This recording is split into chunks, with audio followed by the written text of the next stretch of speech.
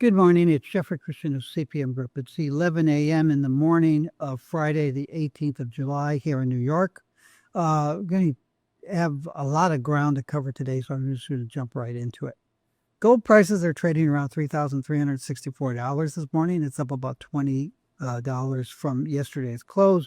But as you can see from the chart on the right-hand side, on the left-hand side of this, the price has really been trading between, say, 3,300 and 3,380 over the last 2.5 weeks since the beginning of July. Our expectation is that the price will probably continue to trade in this range now. We do expect the price to test 3,400 again, and we do expect the price to go higher. That might not happen until the final week of July or early August.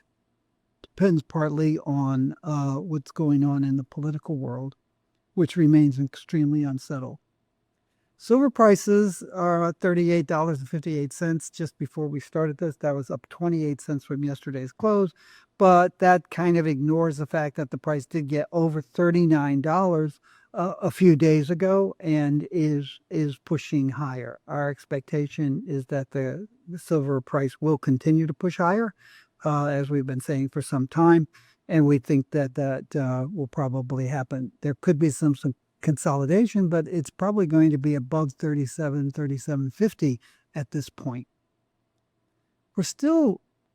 Platinum and palladium prices have risen very sharply. Platinum rose over 1,500 this morning, got up to $1,504.30 for the October NYMEX prices. Came back off. It's trading around $1,485. From what we can tell, the price has primarily been driven by short-term investors and speculative buying, really since the beginning of June. We've seen large imports into China, but a lot of that metal appears to be in inventories held by trading companies and investors and investment companies. We're not necessarily seeing stronger fabrication demand for platinum, and we're not necessarily seeing stronger jewelry demand for platinum. What we're really seeing is shorter term investment demand. I will point out that in 2 weeks, at the end of July, we will be having our Platinum yearbook launch, Platinum Group Metals yearbook launch. We're writing that report now. You can go to our website, cpmgroup.com, and register for the free online briefing that we will have when we release the results of that Platinum report and talk about the market at the end of July. Like platinum, palladium prices have risen very sharply. They got as high as $1,373 this morning, about $1,332. This is the first time that the price has gotten over $1,300 since late 2023, when the price was coming down. The price had spiked sharply higher, $2,800 in early 2000, then again over $2,800 in early 2021. And then when Russia invaded Ukraine, it shot over $3,200. Since that time, it's come down. It really came down in the period 2022-2023. And it's been trending sideways, primarily below $1,100 for most of the last 2 years. It has started to spike higher. And it seems to be mostly short-term investors and speculative buying and inventory building. We're not seeing strong fabrication demand for platinum. Now, some of the other topics I want to talk about, one is what our silver prices are. And, we get a lot of weird comments in our presentations, people who clearly don't know what they're talking about. And so it's, oh, yes, well, CPM Group's turned bullish now for the first time ever, which is nonsensical. These are our long-term price projections from our fourth quarter 2024 report. We do quarterly reports for gold and silver with 10-year projections. I blocked out the projections beyond 2026, but I just wanted to show you that in the fourth quarter of 2024, 8 months ago, we were projecting an annual average price of $40 an ounce over the next 2 years. We came into 2025 saying we thought that the price of silver was going to rise and rise sharply. The price was much lower back then. And that we thought that the average price would touch, the annual average price would touch $40 at some point over the next couple of years. We've subsequently increased our long-term silver price projections from that level due to changes in our projections for silver supply, fabrication demand, investment demand, and our projections for the economic environment that fuels investment demand and conditions fabrication demand. So for people to say, oh, gee, this is new that CPM Group is talking about sharply higher prices, is their way of demonstrating their lack of knowledge about what CPM Group says. Or as some of the other comments reacting to those comments say, do you even listen to these presentations? And the answer is no. A lot of these guys don't. Another shorter term projection, this is from our monthly precious metals advisory. This is from early June, where we were saying we thought the price could get to $38.50 at some point in July and August.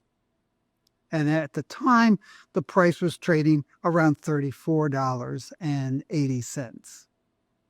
So again, I worry about, it's a sign of mental distress for people to feel that they are obligated to make comments about things that they clearly don't know about, and to make comments about people that they clearly don't understand or know about.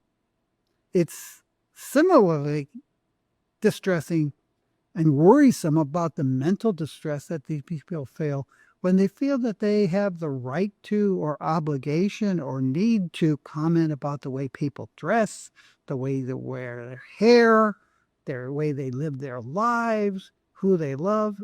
It's none of your business, and no one really cares what you think, probably not even your mother. Now, speaking about things that you don't know anything about, here's a comment from Tuesday's video. I had mentioned the fact that there were right-wing groups in Italy and Germany saying that Germany and Italy's central bank should move some of their gold to their home countries. And someone wrote this: Jeffrey is clearly denying the movement of portions of gold back to Germany. Well, Jan, you just don't know what you're talking about. Congratulations. You've made a fool of yourself in public. That must feel really good. Not only have we discussed the Bundesbank's gold move in 2014 and explained how it went, and explained the upgrading to good delivery gold that occurred at the time, in our launch of our 2014 gold yearbook, we brought Henner Ascher, who was the deputy head of markets at the Bundesbank and was responsible for the move. We brought him to New York to make a presentation at our gold yearbook briefing. We used to have them live in person, and that year we had it at Bloomberg headquarters. We brought the deputy head of markets responsible for the move over to talk about the move and what was happening beyond it. Not only did we do that, we posted his presentation on YouTube, and we've referred to it and shown the link to it numerous times over the past 11 years. Here's the link. His talk starts at the 1 hour and 32-minute mark. And for you to say that we're denying the movement of the gold back to Germany is just an astounding demonstration of talking about what you just don't know about. And I know I shouldn't talk about these things, but as somebody said, actually Eliza Schlesinger, a very good comedian, said, we're not supposed to look at these comments, but we do. We're not supposed to pay attention to these comments, but we do. Now, another comment was, can you pick this apart, Jeffrey? And this reference, this link, is to a 2013 movie titled The Secret World of Gold. The answer is yes, I can, but I will not waste more time on it. It is an incredibly bad piece of garbage. It's full of lies. The people who were behind it We worked with the producers and the documentarians who were making this. We introduced them to people around the world in the gold market. In the end, they ignored virtually everything that everyone said, and they focused on garbage churned out by Eric Sprott and Frank Benarosa and other sociopathic liars. It was just nonsense. I can do it. I'm not going to waste my time on it. It's not worth our time, and it's not worth your time to listen to. My favorite line in the movie, though, is this very sinister voice. I think it's right at the beginning. Have you ever noticed that the largest buildings in every major city are those of banks? Yeah, I have. But, that begs the question, what would you think would be a healthier thing if it were defense companies or if it were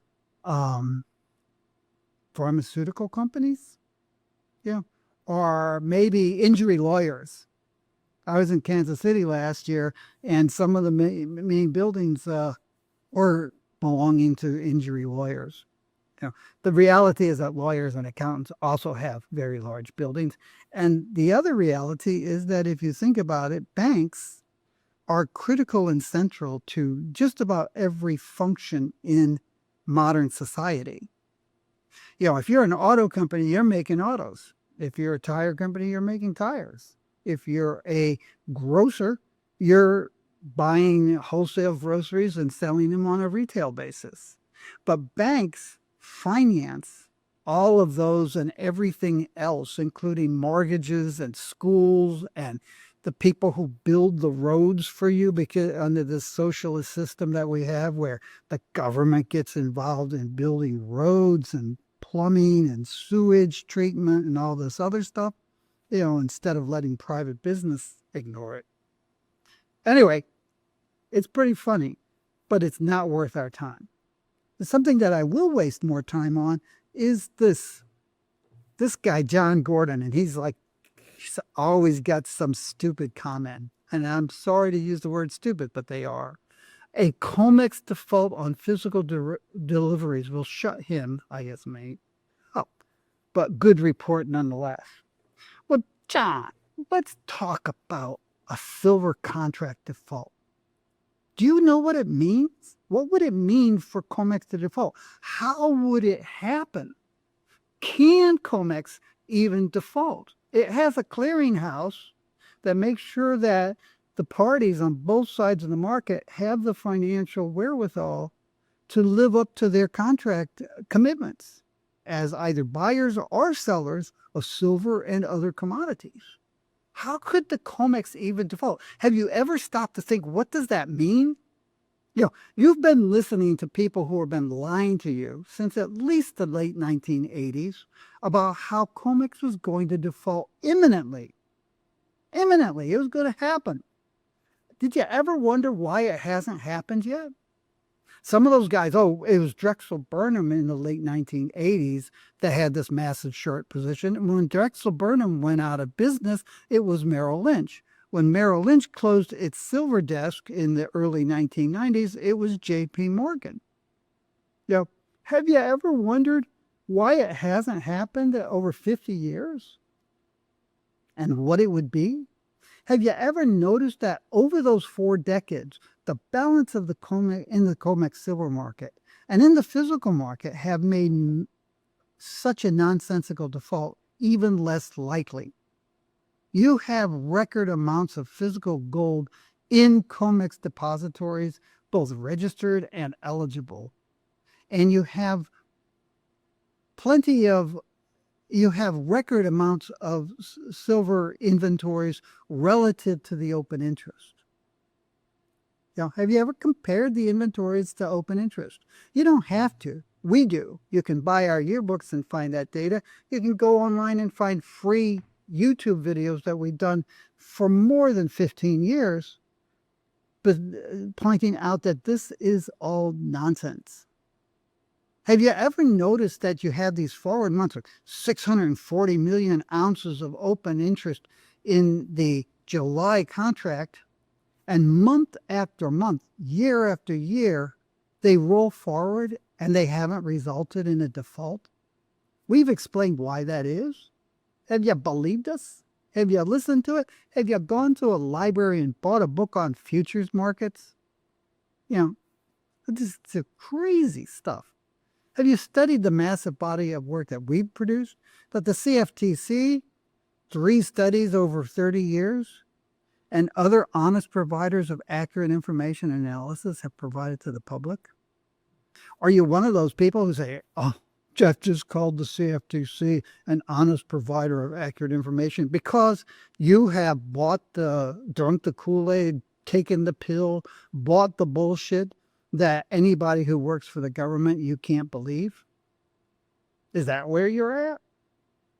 Do you have any idea of the role of a clearinghouse and the rules and procedures in the COMEX that prevent and precludes any such default? And have you ever tried to explain to yourself what a COMEX default would be and why it has not happened? You don't have to make a fool of yourself in public. You can try to educate yourself in private. That's all I have. Take care of yourself. Take care of those around you. Read a good book on commodities futures this weekend. Try to do something else that's good for the world. And we'll talk to you next week. In the meantime, you can go to our website. You can sign up for our Platinum Group Metals Yearbook briefing at the end of July. You can pre-order the PGM Yearbook. You can also buy and download the ebooks for our Gold Yearbook 2025 and Silver Yearbook 2025. And you can send us a note at info@CPM Group saying, hey, let's talk about ways that CPM Group can help me better understand the precious metals and commodity markets and invest more wisely. Take care.